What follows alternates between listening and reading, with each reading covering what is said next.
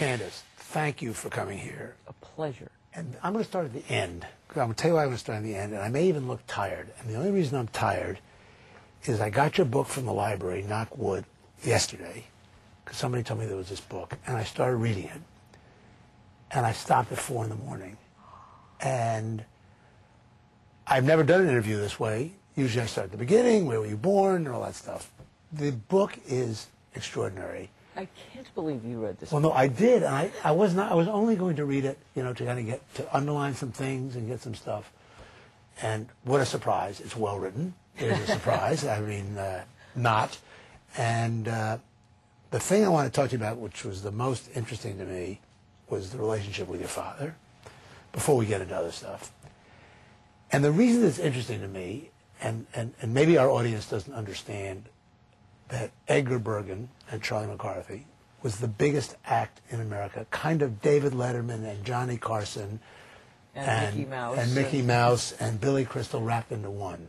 And I really came in at the end of it, because it was radio was in its last year, my first year, but I certainly knew who Edgar Bergen and Charlie McCarthy were, and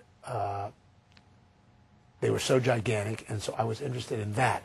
And your father, even though he played both parts, was the straight man. And the puppet was the idealized child and the brilliant child. And how did you feel being the sister to this brilliant child? The odd thing is that I never really stopped to explore it until the last few years. And because that was the brother I grew up with until I turned 15, and then I got a real brother, but by then I was practically in college. And now I have this kind of semi-obsession with, and a certain amount of pride with having the weirdest childhood, and a childhood that nobody else has but me. And I think it impacted me in ways that I'm only just beginning to understand. I don't think it was any accident that my early reviews were, I was described as wooden, literally. By Charlie McCarthy? Yes, exactly. And that in the beginning I chose men who were manipulative, because I was sort of, and my father actually used to sit with me on one knee and Charlie on another, and he would squeeze the back of my neck, and then he would have Charlie and I talk to each other, and he would provide the dialogue, and when he squeezed my neck, it was my signal to open my mouth. And I mean, there's times I'm just proud of myself, frankly. When you were in college and you decided that you weren't going to do whatever it is you were planning to do, but wanted to go into photography, was that out of a keen interest in photography, or because, well, that's something I think I can do, and it's there, and it's... No, it actually was something that I was very passionate about, and I think I felt that I escaped my self-consciousness when I was a photographer, because the focus was off of me and on people that I was interested in or fascinated by. And at the time, it was when photojournalists were, I don't know what movie directors or producers are today, or anchormen. I mean, they had this incredible glamour, and they had fascinating lives, and they were so engaged with everything that was going on in the world that I just thought that was a fine thing to do. And in the doing of it, I mean, I just loved it. Okay, so here's another question. From the time you were 4 years old, you were beautiful. You just were. I mean, that's a fact. You had a beautiful mother. She was a model. You were beautiful. And you've always been beautiful. And you're going to, I said this to my wife, I'm going to ask Candy this, and she'd say, well, all those women that have been beautiful from day one will say, no, no, no, I was scrangly at 11, I was overweight at 14. I said, no. Candice Bergen was beautiful from the moment she walked on the earth. And everybody said she was beautiful.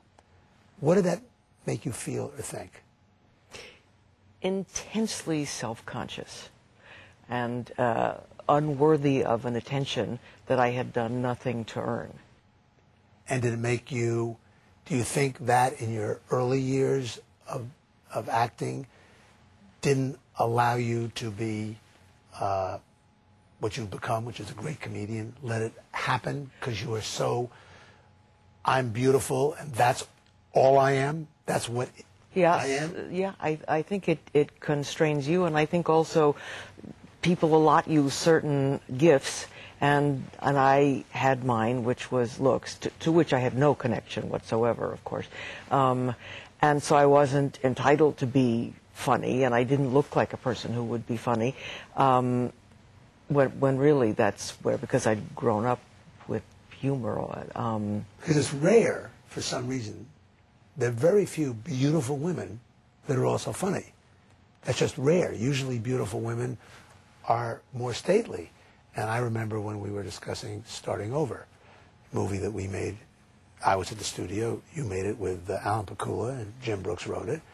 And Jim Brooks said to me, I am going to show you Candy Bergen hysterical. And it was the movie, I think, that showed the world how funny you are. Yeah, well, perhaps not the world, but yes, it was the first time I really got the chance to do that, and because it was so unexpected, it worked well, and it was so much fun, and it was so liberating to finally get the chance to do that. But that opened up the ability of casting directors and people and directors and producers to say, hey, wait a second, Candice Bergen is a comedic actress as well as a leading lady, as well as a femme fatale or whatever it is. I was only comfortable in a comedic sense. I was always terribly self-conscious. From then on, or always? Well, but I was always self-conscious in dramatic things, and being a kind of leading lady, I was never very good at it. But I was, and I was always so